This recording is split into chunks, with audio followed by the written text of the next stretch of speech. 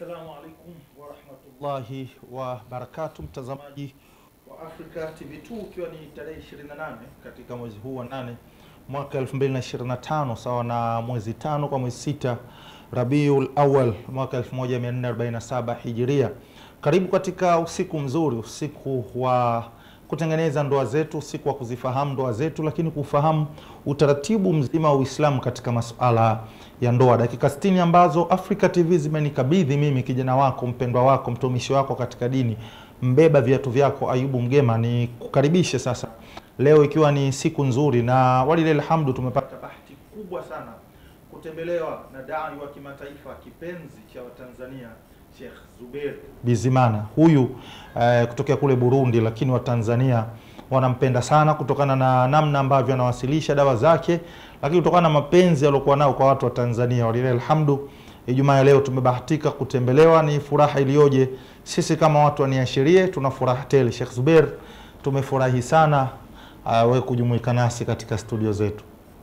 Naam, na mimi pia nashukuru na pia nafurahi. Karibu sana. Kina ninapofika hapa na kukaribishwa katika studio hizi. Burundi wanasema, kwa kweli Burundi wanasema hawajambo. Zile ndoa 100 ilikuwa sio mchezo, hatari kubwa. Kwa kweli ilikuwa na mafanikio makubwa sana. Naam. Allah wahifadhi. Amin ya Rabbi. Karibu bwana, hapa Africa TV ni nyumbani kwako. Naam. Lakini ni busara pia tukukaribishe, na kama ilivyokuwa ada, leo tunakwenda kuzungumzia masuala ya ndoa, lakini tunakwenda kuitazama mahari na hukumu zake, kwa sababu limekuwa ni swala ambalo hivi sasa limekuwa na mkanganyiko. Ni kawaida ukikutana na kijana wa Kiislamu ukimuuliza mbona uoe, utasikia mahari kubwa bwana, nashindwa kuoa.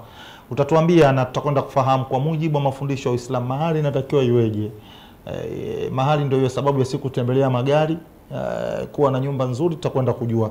Lakini kwa kuanzia, ipi hukumu ya mahari kwa mujibu wa mafundisho ya Uislamu? Karibu tuanzie hapo. Karibu na uwasalimie vipenzi vyako. Naam, ndugu watazamaji, assalamu alaikum wa rahmatullahi wa barakatuhu. Alhamdulillahi rabbil alamin wa sallallahu wa baraka ala sayyidina al-Mustafa Muhammadin ibn Abdullah huwa wa ala alihi wa ashabihi wa man labba da'watahu ila yawmil ba'th wan nushur. Wa ashhadu an la ilaha illa Allah wahdahu la sharika lah wa ashhadu anna Muhammadan abduhu wa rasuluhu.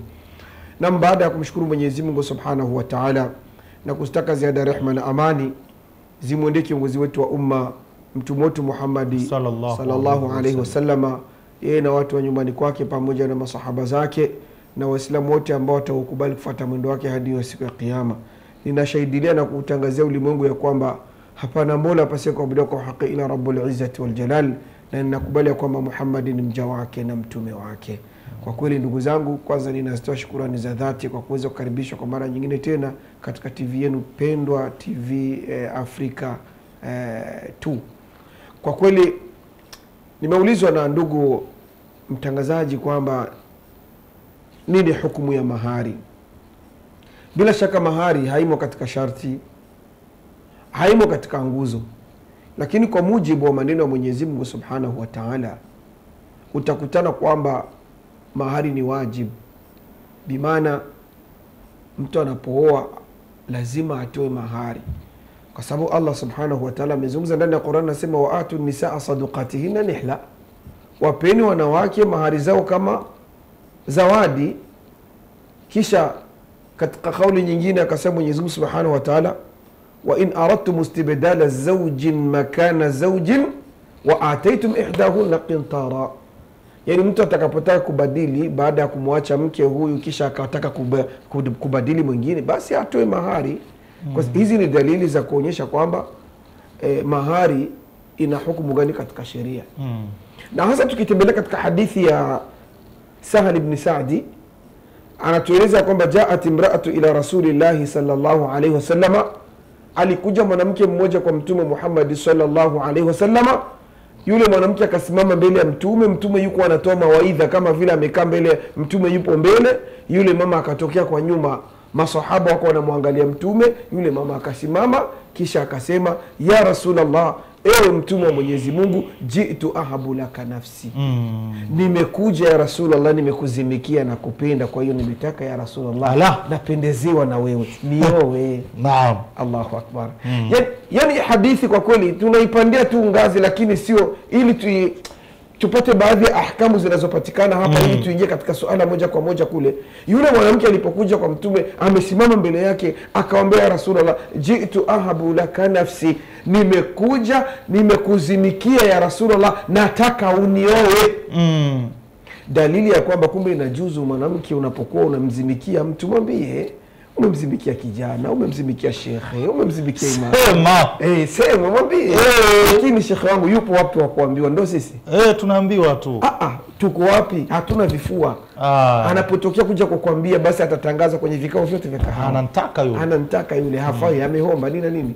Na ndio kwa maana ni sunna wewe dada wa Kiislamu ukimzimikia mtu, umemzimikia kijana, umemzimikia shekhe, umemzimikia imamu, mwambie nimekupenda kaka, niowe kaka.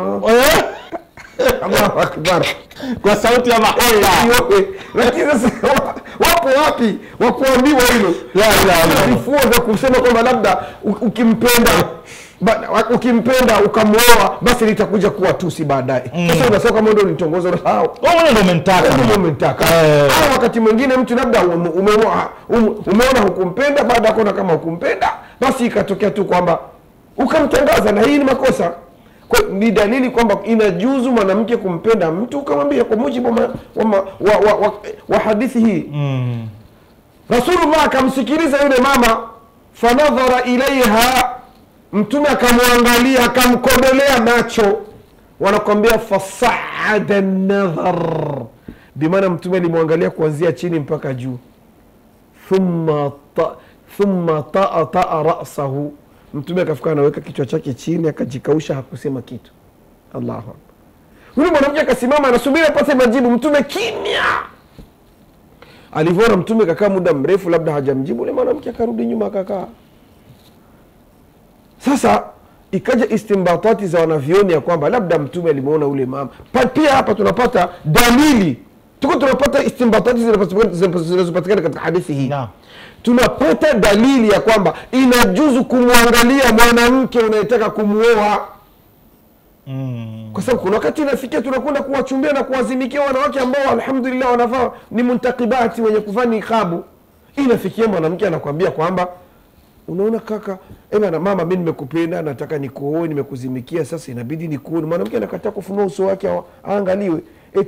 Unasikia anatoa hoja kwamba mimi kwa kweli tangu nimevaa nikabu sijataka mwanaume ndio mwenye haki ya kunioa, mwenye haki ya kuniona ni yule ambaye atakayenioa. Sasa ndugu yangu, nitakuoa sikuangalii, sikuuziana mbuzi kwenye gunia. Kuone sura. Usikuone sura, uone una mdomo mkubwa mpana kama wa samaki, sijui seme yule nyangumi, au una pua kubwa ile sekhe, sijui tasibaje. Allahu akbar. Sasa fanya ni kuone shekhe. Kwa hiyo dalili ya kwamba umwangalia, lakini kuna maeneo ambayo unalazimika umuone, sio kwamba utamuona maeneo ambayo hauruhusiki. Naam. Tunakutakini radhi jamani, samahani kidogo. Naam, tuendelee Sheikh. Tuendelee.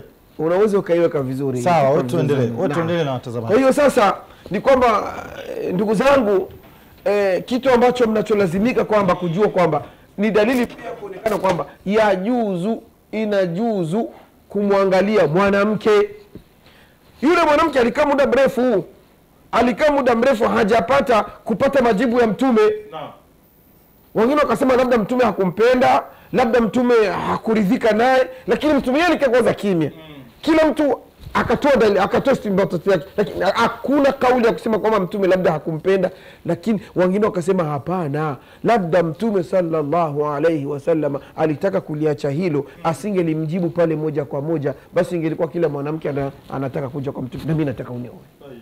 Basi mtume akawa amenyamaza hivyo. Yule mwanamke akaona kama vile majibu yamekosekana, akakaa kimya.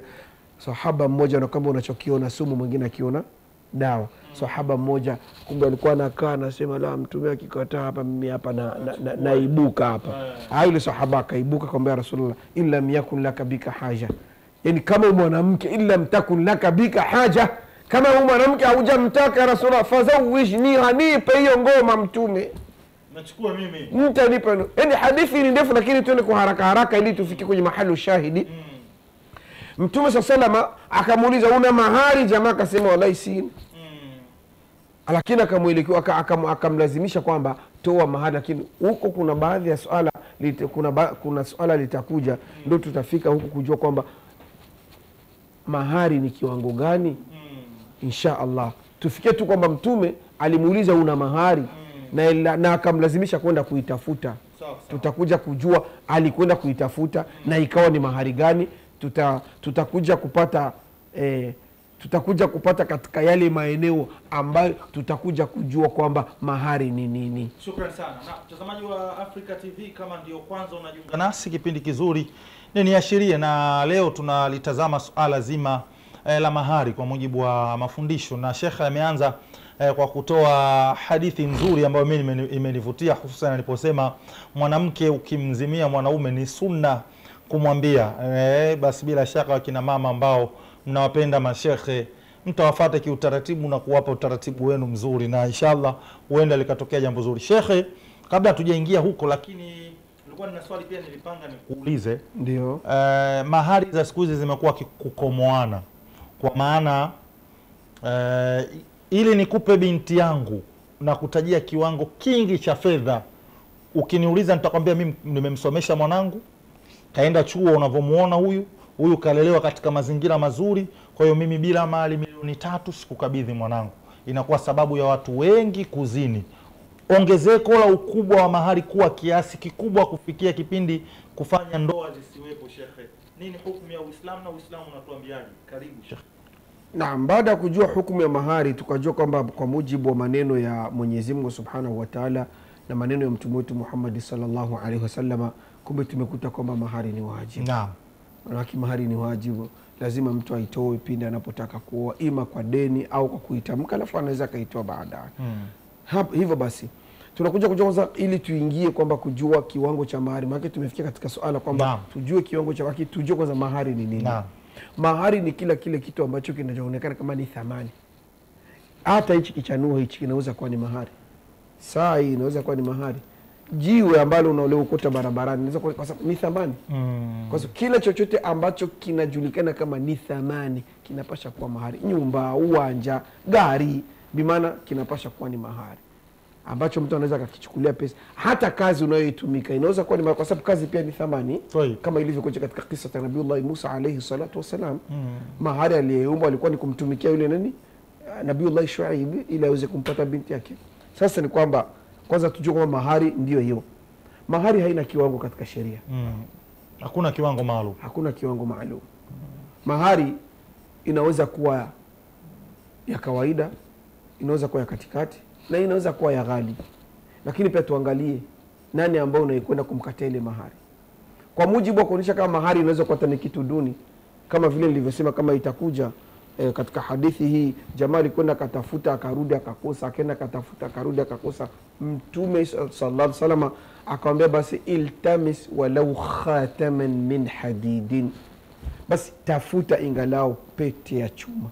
Yani hiyo ni dalili ya kwanza inatuonyesha kwamba mahari kumbe inaweza kuwa kata ni kitu duni. Almuhimu tu kuwe na maelewano kwa wale ambao wanaotaka kuoana, kuwe na maelewano kwa wazazi wa mtoto mwanamke, huku akikusudia kwamba wanataka kuijenga jamii.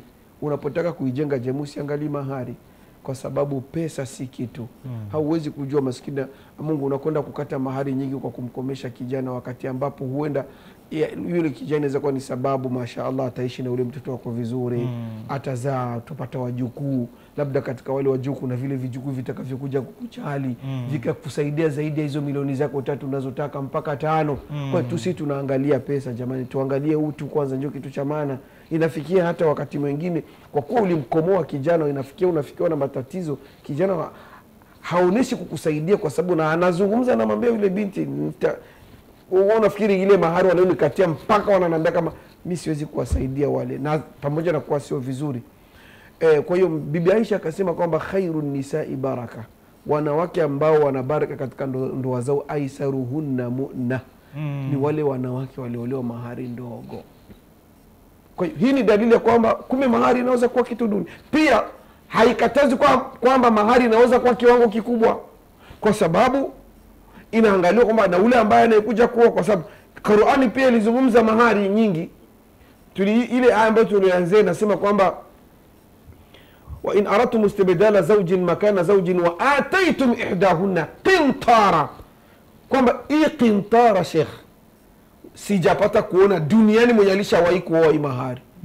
Sijawahi, sijui, labda tutathmini thamani ya hiyo Mwenyezi Mungu alipozungumza qintara, yani manake ikitokea kwamba mtu anajisikia kumpa mwanamke mrundo wa mahari.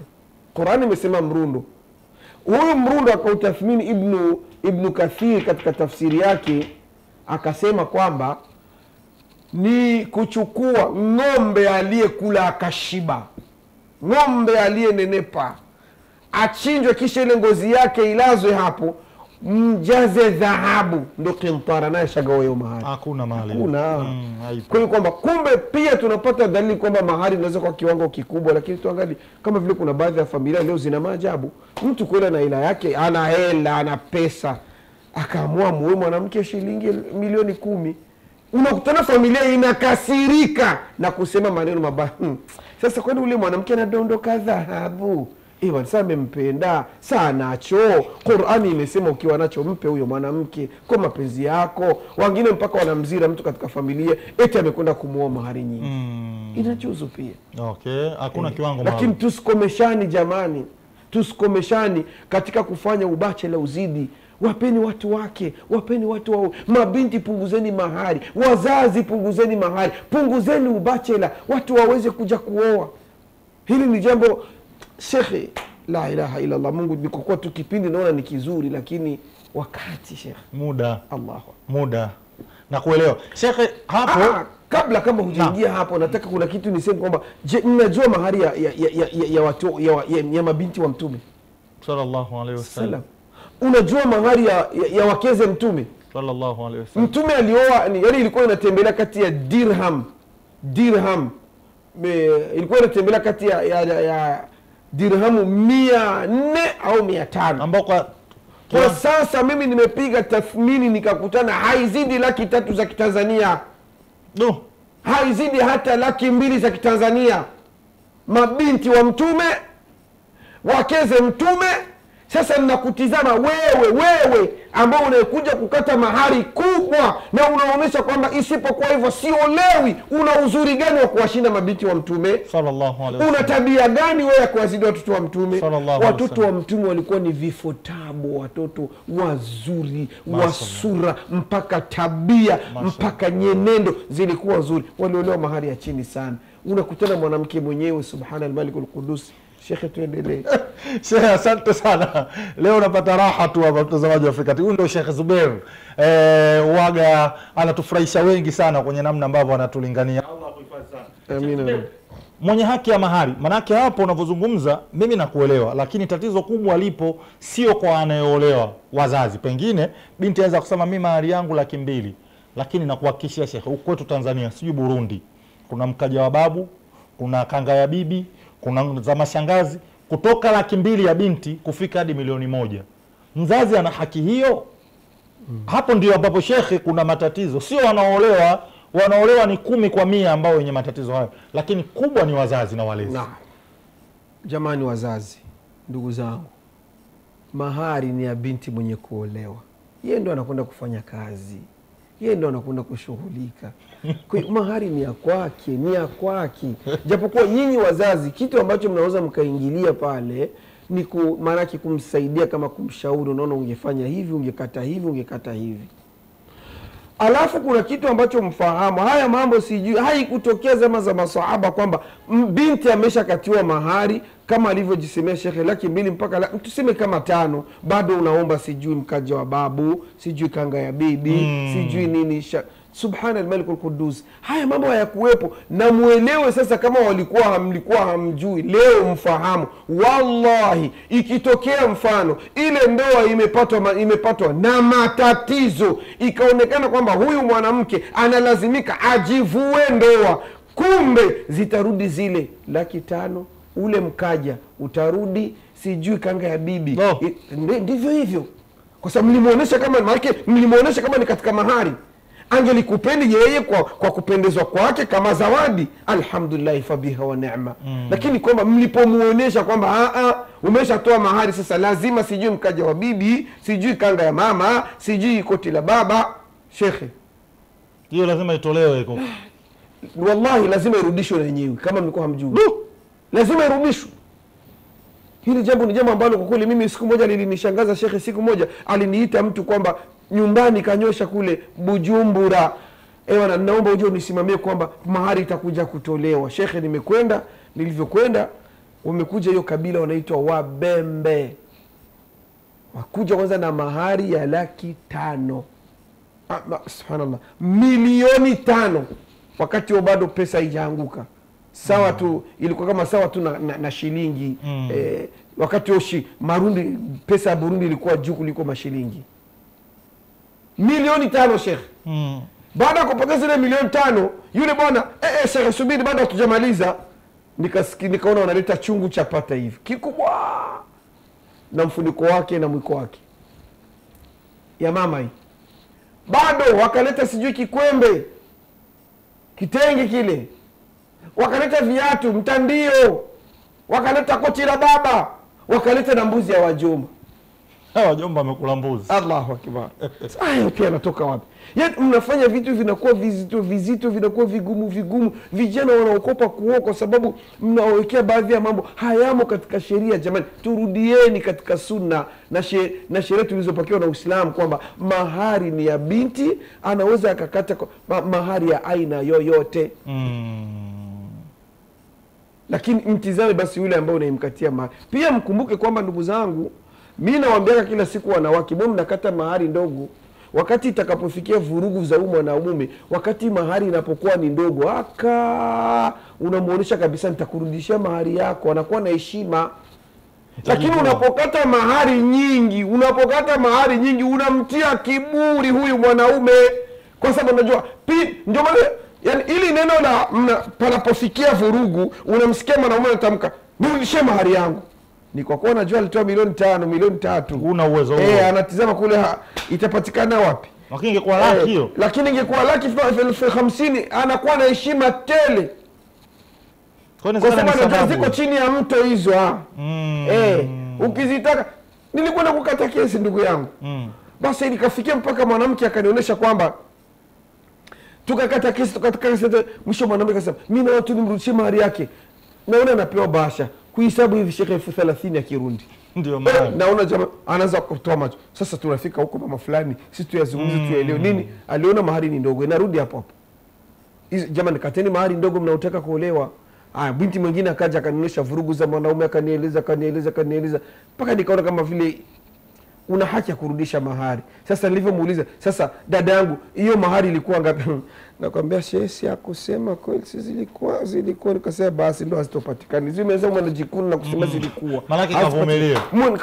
Mnakata mahari ndogo kila siku tunasema. Na mpaka leo kuna wanawake wametoka katika ndoa, wanataka kujivua ndoa, hawana uwezo wa kulipa mahari. Walitaka mamilioni ya fedha. Walitaka mamilioni alafu kuzirudisha zinakuwa shida. Naam. Alhamdulillah. Shekhe, swali langu la mwisho kabla hatujakwenda mapumziko alafu tutarudi hapa na kuwakaribisha watazamaji. Nilikuwa nataka nizungumze hili nalo. Hiki ni kipindi cha kijamii. Hatuwezi kudadavua yote kwa raha ambazo unatupa. Tunagusa. Kuna yule ambaye ameolewa hivi sasa. Aliolewa kwa hela nusu, hajalipwa mahari yake na yupo kwenye ndoa. Tumzungumze. Hivi huyu akiamua kwa mapenzi yake, kwa mahaba, kwa vitu anavyopewa na mumewe, akaamua mume wangu mapenzi unionipa, ile hela ilobaki mimi nimekusamehe, mahari inasameheka kwa mujibu wa mafundisho? Ndio inasameheka. Kama vile mimi nikichukua saa yangu hii nikakuuzia thamani yake, ukaikosa ile thamani, baadaye nikaamua kukwambia kwamba nakusamehe ile thamani, hamna shida, inajuzu pia mahari. Inajuzu pia. Tunapata kuambia wale ambao wanatabia kuoa deni au ukaoa ukaacha deni, wallahi mnajitahidi kurudisha hizi mahari mzirudishe, na kwa sababu ni dhima ambayo mtaulizwa mbele ya Mwenyezi Mungu Subhanahu wa Ta'ala. Alafu kuna kitu kingine nikiashiria haraka hapo kwamba mtu anapoolewa deni, labda inshallah mahari nitalipa, afu ikatokea vurugu, sasa mwanamke anataka kujiuliza nitajihuluaje, nitajivuaje katika ndoa hii, mimi nakwambia hamna shida, moyo ni kumwandikia tu barua na kumwambia tangu leo mimi siko mke wako na mahari yako unayo tayari, si ilikuwa deni, inajuzu atalipa, sija kupewa shekhe. Anajivua bila chochote. Alafu pia kuna jambo lingine kwamba anaweza kwa mwanamke labda tumekaa hivyo ikaonekana mimi sina mahari ya kumpa, kama kunitunukia akanitunikia shilingi 1,500,000, aliponitunukia zile shilingi 500,000 mimi nikachukua zile shilingi 500,000 nikaenda nikazitoa mahari kwao. Hiyo nayo imekaje? Imekaa hivi. Akitaka kujihulu katika ile ndoa atanipa shilingi zangu 500,000, 500,000. Utashangaa. Sasa nitunukia, aliponitunukia si cha kwangu. Kwa hiyo alivyonitunukia akanipa zawadi, mimi nikaenda nikaitoa mahari, ndio itarudi kwangu, ni haki yangu. Isipokuwa pale na kuwazima katoe mahari afuta nirudishia, hapo sasa ndio unakuja na hukumu nyingine. Sijui hapa nimeelewa. Nimekuelewa vizuri. Naam. La mwisho hapa napata raha kila unavyoniuliza hapa, kuna vitu vinakuja kwa niaba ya hao watazamaji. Ndio. Zanzibar kule kwetu Unguja, kuna ndoa inaitwa ya kukamatiwa. Yaani binti tukikukuta wewe mwanaume umekaa na mwanamke uchochoroni, yaani tunasema ndoa ya mkeka. Sasa kule Zanzibar inaitwa kukamatiwa. Sisi tunakuja tunakukamatia, ndoa inaswihi. Ile inakuwa halali manake binti hajataja mahali pale.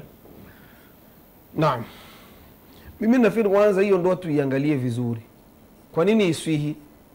Wanaweza kuwa walikuwa tu kwenye kichochoro hapo, hamjui walikuwa na hali gani, walikuwa na mudi gani. Mimi mnakwenda kuwauza watu, saa nyingine wakuridhiana.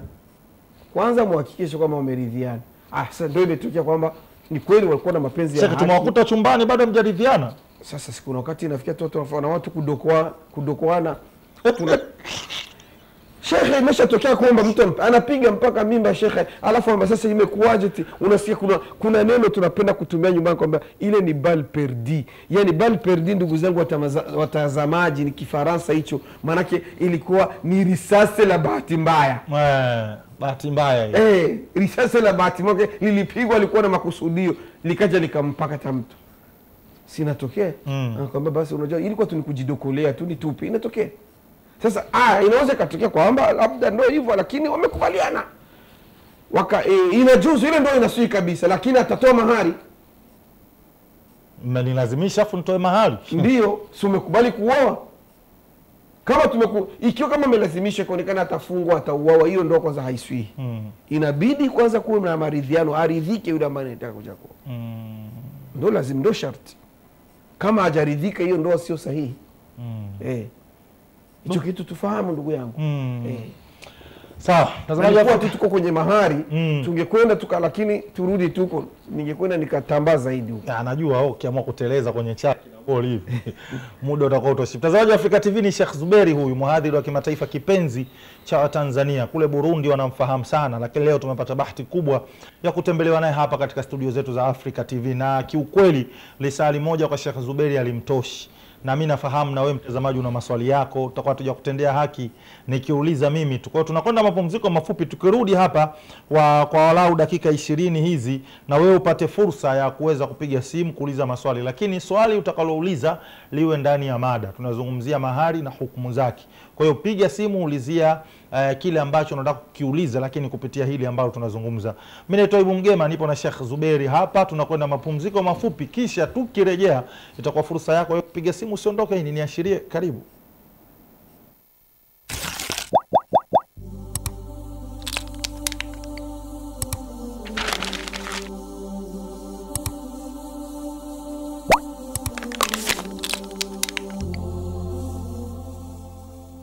Assalamu alaikum wa rahmatullahi wa barakatuh. Wapendwa mnaotizama African TV, ujumbe huu na upeleka katika kila moyo wa binadamu anayependa kujiwekea akiba siku ambayo mali na watoto haitofalia kitu. Yawma la yanfa'u malun wala banun.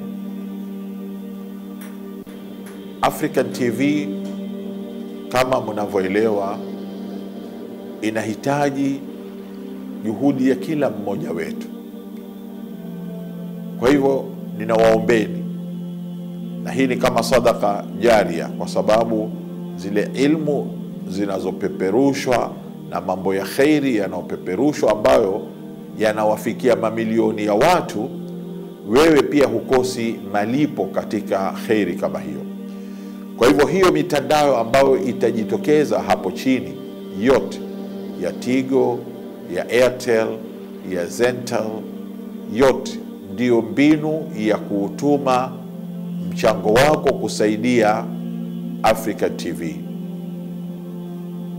Fanya hivyo na chukua ujumbe huu uwafikishie wale marafiki zako. Asa Allah subhanahu wa ta'ala aweke katika mizani ya mema yako unaoyatenda. Wassalamu alaikum wa rahmatullahi wa barakatuh.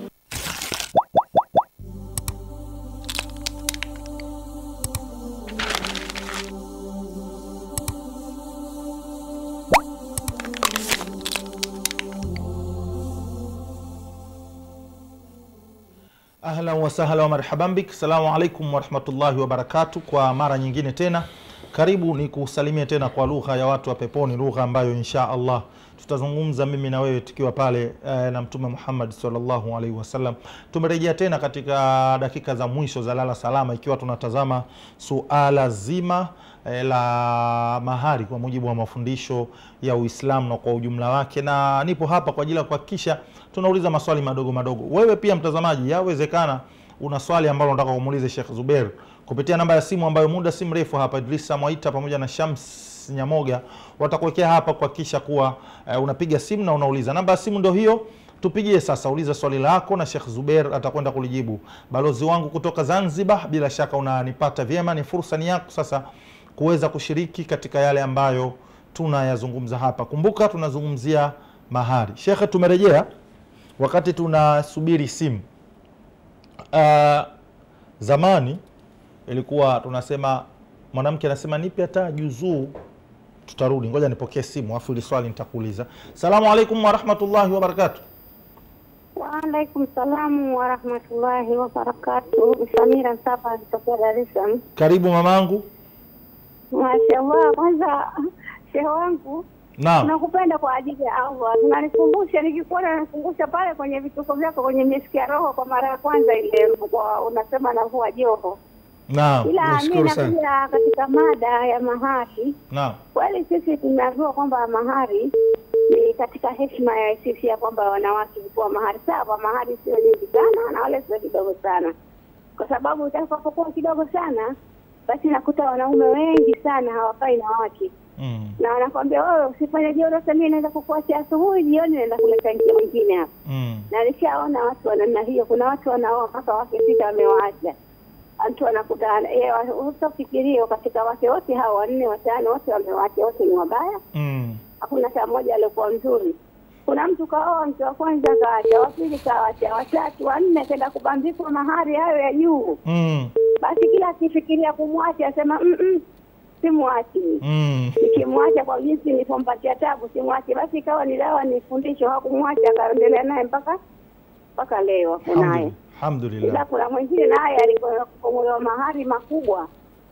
Badala hapo ndugu akienda kule wanamwambia nyinyi mnataka nini? Ndio kuja kumwangalia ndugu yetu. Nyinyi mleniuzia huyu. Nyinyi ndugu yenu simshanunua mimi. Maana mimi nimenunua, sikumuoa mimi nimenunua. Kwa jinsi mahari yalikuwa makubwa sana. Lakini ndio ile utani. Lakini sasa mambo hayo mengine ya ukoja babu nini? Na umesahau Ayubu. Kuna ile ndoa nyingine wakifika pale kwenye ile ndoa wanaingia chumbani, wanakwenda kwa kina mama wanafunga mlango. Naam. Unataka pesa pia kufungua mlango? Naam. Kuna watu walishaatiwa mke. Watu hapa Dar es Salaam wameenda kuoa, wamefika sasa zamu ya kumchukua mwananchi, watu wamefunga milango. Atufungue mpaka tupe hela. Kama haina shida basi tuondoka. Tuletea mke wetu. Ndugu akajajua akasema jamani fungueni mlango haraka. Mkifanya nani mkasababisha watu wakaondoka bila mtu. Fungueni haraka. Watu wakajajua na kweli mlango kafunguliwa, wakachukua mke wake bila hata kufungua mlango. Na hasa kuhusu hilo la mahari, baadhi wanatoa nusu. wanaume wengi wanakufa na madeni hawalipi. Wengine wamemwoa mwanamke mpaka amezeeka, hata kumbuka tena mimi nadaiwa kiasi gani hakumbuki. Kwa hiyo ni vyema wakumbuke, wasije wakasema labda mwanamke nakopa kisha kopa kwa mecha, wakumbuke deni nalo ni vyema. Na familia kisha toka hapo haikumbuki tena kama ndugu wetu walikuwa wanadaiwa, mwanamke pengine ukafiwa na mumeo na mawazo mengine, watu wanarithi mali, matokeo yake yule maisha yanakwenda kule na azidiwa, yeye mnagawanya kugawana mali tu. Assalamu alaykum wa rahmatullahi wa barakatuh. Wa alaykum salam. Shukrani sana Ummu Bilali. Idrisa, naomba tuzidishie sauti studio. Shukrani sana Ummu kwa mawazo mazuri. Tampa nafasi baadaye shekhe aweze pia kushukuru kwa kushukuru. Assalamu alaykum. Wa alaykum salam wa rahmatullah. Unaitwa nani kutokea wapi? Kwa jina naitwa Catherine Emmanuel, nimetokea Kilimanjaro. Catherine Emmanuel, karibu Catherine. Nimeslimu, nimeolewa na kijana wa Kiislamu. Mashaallah, mashaallah. Sasa nilikuwa nasema hivi, unakuta mfano labda unakuta binti kaolewa. Naam. Amepewa mahari tayari na yule mume wake. Naam.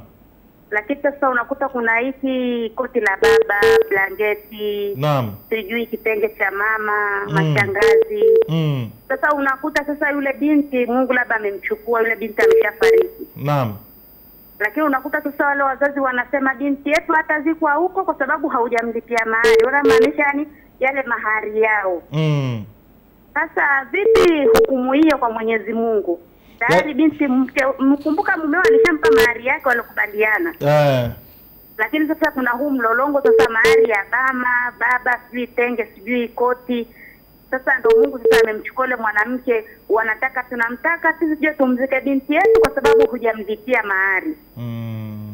Hukumu ya Mwenyezi Mungu ni vipi hapo? Asante sana Catherine, swali zuri. Binti ambayo umesilimu kwa ajili ya kuiona haki. Allah kuhifadhi, tutapata majibu.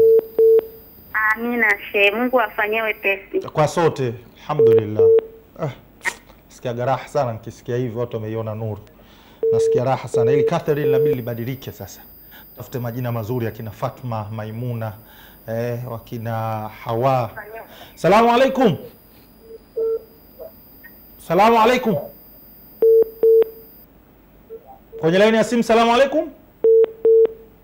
Salamu wa rahmatullahi wa barakatuh. Punguza sauti ya TV tuongee kupitia simu. Shamsi mtoe huyo. Punguze kipindi hiki kina simu chache alafu simu ni nyingi kwa hiyo hatuna muda. Assalamu alaykum wa rahmatullahi wa barakatuh. Karibu. Salamu alaykum salam. Kwa niaba ya mtazamaji kutokea wapi? Karibu. Naongea na Mwaisha kutoka Morogoro mji Kasoro Bahari. Karibu Mwaisha kutokea Morogoro, Barozi wa Africa TV. Karibu. Asante zako studio. Alhamdulillah, tunamshukuru Allah, tupo na Sheikh Bizmana hapa. Tunazungumza. Kwa kweli mashaallah, tabarakallahu, Allah amsimamie huyo shekhe, muda hujamleta leo ndio tumemuona tena. Alhamdulillah. Kuja kulisukuma gurudumu la Allah tabaraka wa taala, kwa kweli anatujuza mengi sana, anafarijika sana kwa kweli. Alhamdulillah. Wanaume wengi wana tabia ile ya kusema, kwa mfano mimi kwani wewe na nini? Kwani wewe kukuacha ni bei gani? Mbona mimi nakuacha tu na nini nasema tu. Mtu anakuacha hapo hamna nani, hana hata mahari ya kukurudishia, anakuacha tu bila sababu. Hapo alafu ana nani, na washauri wazazi wenzangu tunani tuweke kiwango kidogo cha nani cha mahari ili vijana wetu waweze kuoa. Maana wanaume wengi wana nani bado wana ile itikadi ya kizamani ya kushikilia kwamba mahari na yeye hapo anatakiwa apewe, wakati mahari ni mali ya mwanamke. Binti anayeolewa ndo hela yake. Utakuta mwanamume hapo ana nani, nilikulea kwa nani, nilikulea kwa shida, nikakusomesha, kwa hiyo leo unataka kuletea tu mwanamume hapa atoe tu bila kidogo tu alafu ile gharama zangu. Basi tuishi kitauhidi, tupate mwenendo wa Bwana Mtume sallallahu alaihi wasallam kama alivyosema shekhe wetu hapo, turithi na tuenzi mienendo na sunna za Bwana Mtume sallallahu alaihi wasallam. Yeye kwa mfano naomba niulize shekhe hapo. Naam. Kwa mfano mtu mwanamume angekuacha mahari akakwambia hivi, mimi nakuacha lakini na kuacha, lakini tuandike deni. Hilo deni hajalilipa, ukamdai mpaka ukaamua tu ukasema tu mimi nimeamua nimsamehe. Kwa hiyo hapo sasa itakuwa ndo ameshasamehewa mpaka kwa Mwenyezi Mungu, au kule tena mbele ya Allah Tabaraka wa Taala bado kuna deni. Wewe umemsamehe kutoka moyoni? Umemsamehe kutoka moyoni au ile kumsamehe limradi aishe? Nimemsamehe kutoka moyoni, maana nimeona tu huyu ni mzazi mwenzangu, ndio hivyo kagafilika, dunia ilimpumbaza, akaona bora tu mimi nimwache huyu nitafute mwingine. Wakati hapo ana ile kurudishia ya kukupa mali yako, hilo deni liko pale pale, lakini mimi nikaamua tu nimsamehe kutoka moyoni. Hata kuna sehemu moja alikuwa anasemaga hata kama umemsamehe kule, hilo silikuwa ni deni, kwa nini alikuwa hakupagi hata ukiwa ndani ya ndoa, au mpaka ameamua kukuacha makusudi, kwa nini asikupe? Hilo bado ni deni mpaka kwa Allah. Sasa nataka nijue hapo, je, bado ni kweli liko hivyo mpaka kwa Allah, au mimi nikimsamehe tu ndio imeisha? Assalamu alaykum wa rahmatullahi wa barakatuh. Nampendeni kwa ajili ya Allah. Na sisi tunakupenda pia kwa ajili ya Allah. Shukrani. Tutapokea simu moja ya mwisho Idrisa, ama muda umekwenda, utaniambia ili mradi tuweze kumpa shekhe nafasi kuweza kujibu. Salamu alaykum. Wa alaykum salam. Shekhe, natamani niongee na wewe lakini sauti ya TV iko juu sana, sikusikii vizuri. Halo, salamu alaykum. Punguza sauti ya TV Shekhe. Wa alaykum salam wa rahmatullah. Idrisa Mtoe, mtazamaji ukipiga simu punguza sauti ya TV. Muda hatuna, simu ni nyingi. Tusikilizane kupitia simu ya mkononi, sio kwenye TV. Ukinisikiliza kwenye TV unakuwa unapoteza muda na hakuna mawasiliano mazuri. Mtuwie radhi, tunafanya hivyo kutokana na muda. Salamu alaykum. Wa alaykum salam wa rahmatullahi wa barakatuh. Hivi hali? Salama ndugu yangu, unaitwa nani? Piga simu kutokea wapi? Napiga simu kutoka Arusha. Kutokea Arusha, unaitwa nani? Naitwa Hassan. Hassan kutokea Arusha, karibu. Nilikuwa nauliza. Naam. Kuoa mke wa pili. Naam. Kuoa kwa siri na juzu. Kuoa mke wa pili kwa siri. Watatu je? Hata watatu. Nauliza kwanza wa pili kwanza. Unaogopa kupigwa? Sawa shekhe wangu, tumepokea. Haya. Sheikh Zubair, Idrisa niombe watazamaji waniwe radhi. Muda umekwenda, simu ni nyingi. Wallahi nawapenda sana wale ambao mnaifuatilia, niashirie nyinyi ndio ambao mnafanya naumiza kichwa kwa leta mashekhe hapa. Allah wahifadhi sana, nawapenda kwa ajili ya Allah. Msiache kuniombea dua kama ambavyo mnafanya.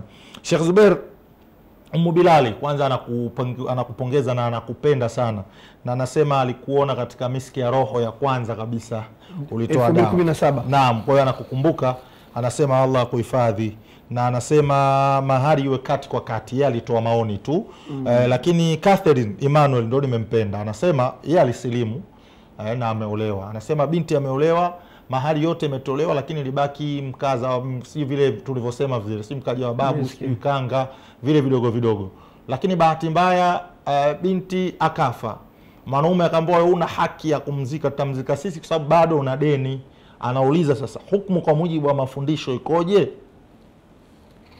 Kwanza turudie kule kwa yule mama yetu wa kwanza, Umu Bilali. Kwanza nimpongeze, niseme kwamba si vibaya kusema kwamba mahari iwe kati kwa kati. Umu Bilali, sisi tunaposema kwamba kina mama wakati mahari ndogo, naamini kwamba ndoa za mahari ndogo zina heshima kuliko ndoa za mahari nyingi. Naam. Kwa sababu mwanamume atamheshimu mwanamke kwa sababu anajua nitakapomletea vurugu mahari ziko karibu, ni ndogo. Ndio penye mimi niko kutafuta heshima weke na mama. Na kweli nafikia mwanaume anapotoa mahari nyingi na kama vile matusi, kuonesha kama nimekuwa mahari nyingi, wakati mwingine amenirudishie mahari yangu. Kwa kweli nirudi tu pale pale kusema kwamba mimi nitapongeza kwamba mahari ziwe ndogo.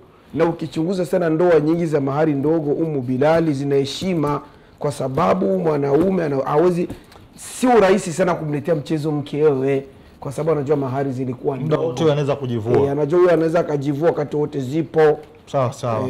Catherine naye niseme kwamba huyu bwana hana deni, hii ni dhulma. na wakingangania hivyo waache, watabeba dhima kwa Mwenyezi Mungu Subhanahu wa Ta'ala. Hamna deni, deni linatoka hapo. Sasa alishamaliza mahari. Hana deni. Kama inawezekana kwamba wao watakubaliana kwamba hayo ni katika mahari sawa, hayo ni mambo ya mila amekuja kuongezwa katika mambo ambayo hamo katika sheria. Kwa hiyo wakilazimisha hautomzika wewe, wakimzika kuna shida. Si watamzika, watakwenda uoshe, wamvike sanda na aswaliwe, khalasi waachie maiti yao wazike, mambo yanakwenda insha Allah. Hapana tabu. Haya, Aisha kutokea Morogoro anasema kwanza anakupongeza shekhe kwa mada nzuri, lakini anasema wanaume wengi wanapenda kusema nitakuacha, yani bila sababu, kidogo nitakuacha wewe yale ambayo uliosema. Lakini akasema kwa mfano mwanaume akakuacha, lakini akasema tuandikishiane lile deni kwamba mimi nitakulipa, lakini siku zimeenda hajalipa mpaka mwanamke akasema mimi nimemsamehe. Anauliza inajuzu kweli, atakuwa amemsamehe hapa duniani au kwa Mwenyezi Mungu ni deni? Na ndio kwa maana pale ulipoulizwa kwamba utakuwa ulimsamehe kutoka moyoni au uliamua tu uliache hilo jambo ili mambo yaishe, kama ulimsamehe kutoka moyoni, Mwenyezi Mungu pia atamsamehe, kwa sababu umeamua kusamehe haki yako. Umeamua kuisamehe haki yako. Juu kuna kule kusamehe kuto kudai, juu umeshakosa, na kuna kule kusamehe uenda ukidai utapata, lakini unaamua kusamehe. Ikiwa kama utadai utapata, alafu ukasamehe fa bihi neema. Lakini kuna ile tu mtu anasema kwa sababu njoo nimeshadai kabisa, maka alichaka ni dhulumu, bora nimwache. Hiyo ni dhima, siku ya kiyama atakulipa thawabu. Watu hichi nyo kisha na Mungu wanasahau. Mwanamke hata ukimtaliki, kama mahari yake hujampa, mpe mahari yake, ile ni haki yake. Usijideo unamkomoa. Afu nimalizie na hilo swali jua kuokoa muda. Naam. La huyu bwana anasema, je, inajuzu kuoa ndoa ya siri? Arusha huyo ndugu yangu Hassan. Ndugu yangu Sheikh Hassan kwamba na kukatalia kama kwanza hakuna ndoa ya siri. Na hiyo mnayoiita ya siri sio ya siri. Jamani Sheikh, kuna siri ya watu watano. Haipo. Ndoa anasema Mtume Muhammad sallallahu alayhi wasallam, la nikaha illa biwaliyin wa shahidai al-adl. Haiwezi kuonekana kama ni ndoa kama haina wali na mashahidi wawili. Bila shaka hiyo ndoa yako wewe ulikuwepo, unayemuoa alikuwepo, ni wangapi hao?